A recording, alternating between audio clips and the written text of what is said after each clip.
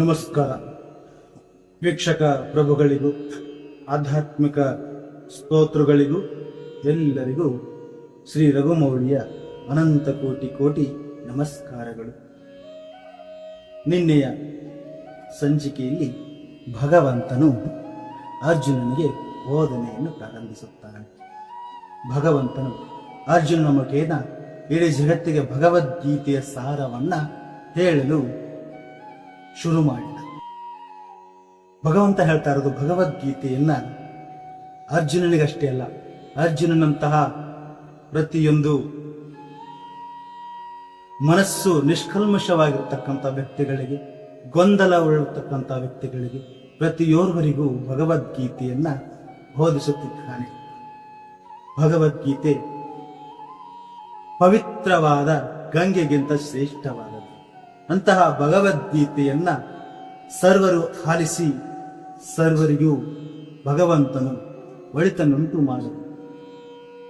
ನಿನ್ನೆಯ ಸಂಚಿಕೆಯಲ್ಲಿ ನಾವು 12ನೇ ಶ್ಲೋಕವನ್ನ ಕೇಳಿದ್ವಿ. 12ನೇ ಶ್ಲೋಕದಲ್ಲಿ ಭಗವಂತನು ನಾನು ಇರಲಿಲ್ಲ ಎನ್ನುವ ಕಾಲವೇ ಇರಲಿಲ್ಲ, ನೀನು ಈ ರಾಜರು ಇರದಿದ್ದ ಕಾಲವೇ ಇರಲಿಲ್ಲ, ಭವಿಷ್ಯದಲ್ಲಿಯೂ ನಾವೆಲ್ಲರೂ ಇರುವುದಿಲ್ಲ ಎನ್ನುವುದೇ ಇಲ್ಲ ಅಂತ ಭಗವಂತ ಹೇಳ್ತಾನೆ. ಎಷ್ಟು ಅರ್ಥಗರ್ಭಿತವಾಗಿ ಭಗವಂತನು ಹೇಳ್ತಾ ಇದ್ದಾನೆ ನೋಡಿ. ಮತ್ತೆ ಭಗವಂತನು ಹೇಳ್ತಾನೆ, ನಿತ್ಯೋ ನಿತ್ಯಾನಂ ಚೇತನಶ್ಚೇತನಾನಂ ಏಕೋ ಬಹುನಾಂ ಯೋ ವಿದಧಾತಿ ಕಾಮಾನ್ ತಮಾತ್ಮಸ್ಥಂ ಏನು ಪಶ್ಯಂತಿ ಧಿರಾ ತೇಷಾಂ ಶಾಂತಿ ಶಾಶ್ವತಿ ನೇತರೇಶಾಂ. ಕಠೋಪನಿಷತ್ನಲ್ಲಿ ಹೇಳ್ತಾರೆ, ವಾಸ್ತವವಾಗಿ ಬಹು ಸ್ವಲ್ಪ ತಿಳಿದಿದ್ದರೂ ತಾವು ತುಂಬಾ ತಿಳಿದವರಂತೆ. ಜಗತ್ತಿನಲ್ಲಿ ಸೋಪು ಹಾಕುವ ಎಲ್ಲರಿಗೂ ಅರ್ಜುನನಿಗೆ ನೀಡಲಾದ ವೈದಿಕ ಸತ್ಯವನ್ನೇ ನೀಡಲಾಗಿದೆ. ಅಂದ್ರೆ ಜಗತ್ತಿನಲ್ಲಿ ಸೋಪು ಹಾಕುವ ಎಲ್ಲರಿಗೂ ಅರ್ಜುನನಿಗೆ ನೀಡಲಾದ ವೈದಿಕ ಸತ್ಯವನ್ನು ನೀಡಲಾಗಿದೆ. ಭಗವಂತನು ಸ್ಪಷ್ಟವಾಗಿ ಮಾತನಾಡಿದ್ದಾನೆ. ಭಗವಂತ ಅರ್ಜುನ ಮತ್ತು ರಣಭೂಮಿಯಲ್ಲಿ ನೆರೆದ ಎಲ್ಲ ರಾಜರು ನಿತ್ಯ ಜೀವಿಗಳು, ಜೀವಾತ್ಮರುಗಳನ್ನು ಅವರ ಬದ್ಧ ಅಥವಾ ಮುಕ್ತ ಸನ್ನಿವೇಶಗಳಲ್ಲಿ ನಿರಂತರವಾಗಿ ಪಾಲಿಸುವವನು ಭಗವಂತನೇ ಅಂತ ಭಗವಂತನು ತನ್ನ ಬೋಧನೆಯನ್ನ ಶ್ಲೋಕ ಆರಂಭಿಸ್ತಾನೆ. ಶ್ಲೋಕ 13. ದೇಹಿನೋಸ್ಮಿನ್ ಯಥಾ ದೇಹೇ ಕೌಮಾರಂ ಯೌವನಂ ಜರ ತಥಾ ದೇಹಾಂತರ ಪ್ರಾಪ್ತಿ ಧೀರ ತತ್ರ ನ ಮುಹ್ಯತಿ. 13ನೇ ಶ್ಲೋಕ. ದೇಹಿನೋಸ್ಮಿನ್ ಯಥಾ ದೇಹೇ ಕೌಮಾರಂ ಯೌವನಂ ಜರ ತಥಾ ದೇಹಾಂತರ ಪ್ರಾಪ್ತಿ ಧೀರ ತತ್ರ ನ ಮುಹ್ಯತಿ. ಅಂದ್ರೆ ದೇಹಸ್ಥ ಆತ್ಮವು ಈ ದೇಹದಲ್ಲಿ ಬಾಲ್ಯದಿಂದ ಯೌವನಕ್ಕೆ ಮುಪ್ಪಿಗೆ ಒಂದೇ ಸಮನೆ ಸಾಗುವ ರೀತಿಯಲ್ಲಿ ಆತ್ಮವು ಸಾವಿನ ನಂತರ ಮತ್ತೊಂದು ದೇಹಕ್ಕೆ ಸಾಗುತ್ತದೆ. ಧೀರನಾದವನು ಇದರಿಂದ ಗೊಂದಲಕ್ಕೆ ಒಳಗಾಗುವುದಿಲ್ಲ ಅಂತ ಭಗವಂತನು ಈ ಶ್ಲೋಕದ ತಾತ್ಪರ್ಯವನ್ನ ಹೇಳ್ತಾ ಇದ್ದಾನೆ. ಇದರ ಭಾವಾರ್ಥವನ್ನು ನೋಡೋಣ, ಒಮ್ಮೆ ಕಣ್ಣ ಹಾಯಿಸೋಣ. ಈ ಭಾವಾರ್ಥದಲ್ಲಿ ಏನ್ ಹೇಳ್ತಾ ಇದ್ದಾನೆ? ಪ್ರತಿಯೊಂದು ಜೀವಿಯು ಪ್ರತ್ಯೇಕ ಆತ್ಮ. ಆದುದರಿಂದ ಪ್ರತಿಯೊಂದು ಜೀವಿಯು ನಿಮಿಷ ನಿಮಿಷಕ್ಕೂ ತನ್ನ ದೇಹವನ್ನು ಬದಲಾಯಿಸುತ್ತಿರುತ್ತದೆ. ಕೆಲವೊಮ್ಮೆ ಮಗುವಿನಂತೆ, ಕೆಲವೊಮ್ಮೆ ಯುವಕನಂತೆ, ಮತ್ತೊಮ್ಮೆ ಮುದುಕನಂತೆ ಕಾಣಿಸಿಕೊಳ್ಳುತ್ತದೆ. ಆದರೆ ಇರುವುದು ಒಂದೇ ಆತ್ಮ.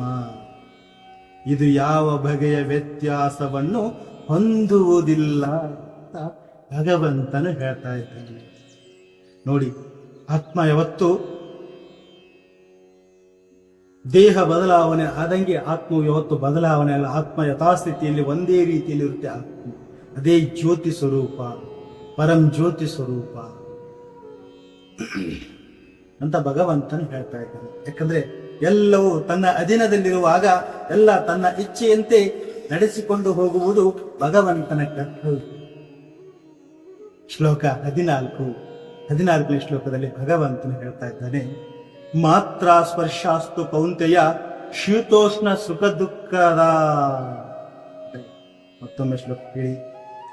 ಮಾತ್ರ ಸ್ಪರ್ಶಾಸ್ತು ಕೌಂತೆಯ ಶೀತೋಷ್ಣ ಸುಖ ದುಃಖದ ಆಗಮ ಪಾಯಿನೋ ನಿತ್ಯ ಸ್ಥಿತಿಕ್ಷ್ವಸ್ವ ಭಾರತ.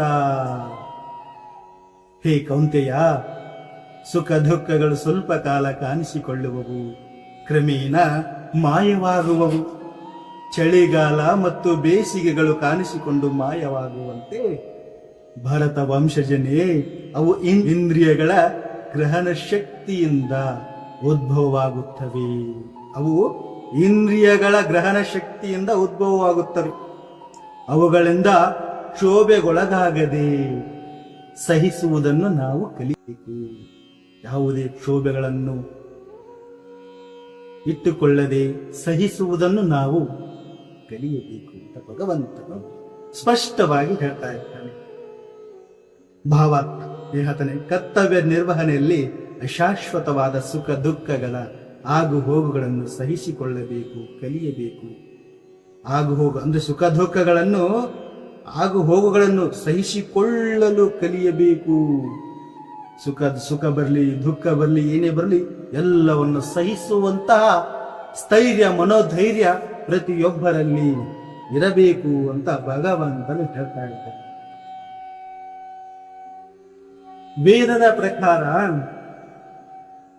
ಮಾಘ ಮಾಸದಲ್ಲಿ ಸಹ ಜನವರಿ ಫೆಬ್ರವರಿ ಬೆಳಗಿನ ಜಾವದಲ್ಲಿ ಸ್ನಾನ ಮಾಡಿ. ಆ ಕಾಲದಲ್ಲಿ ವಿಪರೀತ ಚಳಿ ಇರುತ್ತದೆ. ಆದರೂ ಧರ್ಮನಿಷ್ಠನಾದವನು ಸ್ನಾನ ಮಾಡಲು ಹಿಂಜರಿಯುವುದಿಲ್ಲ. ಮೇ ಮತ್ತು ಜೂನ್ ತಿಂಗಳಲ್ಲಿ ನಡು ಬೇಸಿಗೆ ಆದರೂ ಹೆಂಗಸರು ಅಡಿಗೆ ಮನೆಯಲ್ಲಿ ಅಡಿಗೆ ಮಾಡಲು ಹಿಂಜರಿಯುವುದಿಲ್ಲ. ಹವೆಯ ಅನನುಕೂಲಗಳನ್ನು ಲಕ್ಷ್ಯ ಮಾಡದೆ ಮನುಷ್ಯನು ತನ್ನ ಕರ್ತವ್ಯವನ್ನು ಮಾಡಬೇಕು ಅಂತ ಭಗವಂತನು ಹೇಳ್ತಾ ಇದ್ದಾನೆ. ಈ ಶ್ಲೋಕದ ಉದ್ದೇಶವಾಗಿದೆ. ಭಗವಂತನು ಏನು ಹೇಳ್ತಾ ಇದ್ದಾನೆ, ಪ್ರತಿಯೋರ್ವರಿಗೂ ಅವರಿಗೆ ವಹಿಸಿರ್ತಕ್ಕಂತಹ ಕರ್ತವ್ಯಗಳನ್ನು ಅವರು ಮಾಡಲೇಬೇಕು. ನಾವು ಕರ್ತವ್ಯ ವಿಮುಖರಾಗಿ ನಾವು ಬೇಡ, ನೀ ಈ ಕರ್ತವ್ಯವನ್ನು ಮಾಡುವುದಿಲ್ಲ, ನಾನು ಎಲ್ಲವನ್ನ ತ್ಯಜಿಸಿ ಹೋಗ್ತೀನಿ ಅನ್ನೋ ಮೂರ್ಖತನವನ್ನ ಬಿಡು. ನಮಗೆ ಕೊಟ್ಟಿರತಕ್ಕಂತಹ ಆ ಕರ್ತವ್ಯವನ್ನ ಪೂರ್ಣಗೊಳಿಸುವುದೇ ನಮ್ಮ ಈ ದೇಹ, ಅಂದ್ರೆ ಭಗವಂತನ ಕೊಟ್ಟಿರತಕ್ಕಂಥ ಈ ದೇಹದ ಉದ್ದೇಶವಾಗಿದೆ. ಕರ್ಮನ್ನೇ ವಾಧಿಕಾರಸ್ತೆ, ಅದಕ್ಕೆ ಹೇಳೋದು ಭಗವಂತ, ನೀ ಕರ್ಮವನ್ನ ಮಾಡು, ಕರ್ಮ ಫಲಾಫಲಗಳನ್ನ ನನಗೆ ಬಿಡು ಅಂತ ಭಗವಂತನೇ ಹೇಳ್ತಾನೆ. ಪ್ರಿಯ ಆಧ್ಯಾತ್ಮಿಕ ಬಂಧುಗಳೇ, ಸ್ತೋತ್ರಗಳೇ, ನಿಮಗೆ ಈ ಭಗವದ್ಗೀತೆ ಶ್ಲೋಕಗಳು ನಿಮಗೆ ಅರ್ಥ ಆಗ್ತಿದೆ ಅನ್ಕೊಂಡಿದ್ದೀನಿ. ದಯವಿಟ್ಟು ಏನಾದರೂ ತಪ್ಪಿದ್ರೆ ದಯವಿಟ್ಟು ನಮ್ಮ ಕಮೆಂಟ್ ಬಾಕ್ಸ್ ನಲ್ಲಿ ತಿಳಿಸಿ, ನಿಮ್ಮ ಅಭಿಪ್ರಾಯಗಳನ್ನ ತಿಳಿಸಿ. ಮತ್ತು ನಮ್ಮ ಚಾನೆಲ್ನ ನೀವಿನ್ನು ಸಬ್ಸ್ಕ್ರೈಬ್ ಮಾಡ್ಕೊಂಡಿಲ್ಲ ಅಂದ್ರೆ ಸಬ್ಸ್ಕ್ರೈಬ್ ಮಾಡಿಕೊಳ್ಳಿ. ಹಾಗೂ ಈ ವಿಡಿಯೋ ನಿಮಗೆ ಇಷ್ಟ ಆದ್ರೆ ಲೈಕ್ ಮಾಡಿ, ಶೇರ್ ಮಾಡಿ, ಕಮೆಂಟ್ ಮಾಡಿ, ನಿಮ್ಮ ಪ್ರೀತಿಯ ರಘು ಮೌಳಿಯನ್ನ ಹಾರೈಸಿ ಅಂತ ಕೇಳ್ಕೊಳ್ತಾ ಈ ಸಂಚಿಕೆಯನ್ನ ಮುಗಿಸೋಣ. ಮುಂದಿನ ಸಂಚಿಕೆಯಲ್ಲಿ ಭೇಟಿಯಾಗ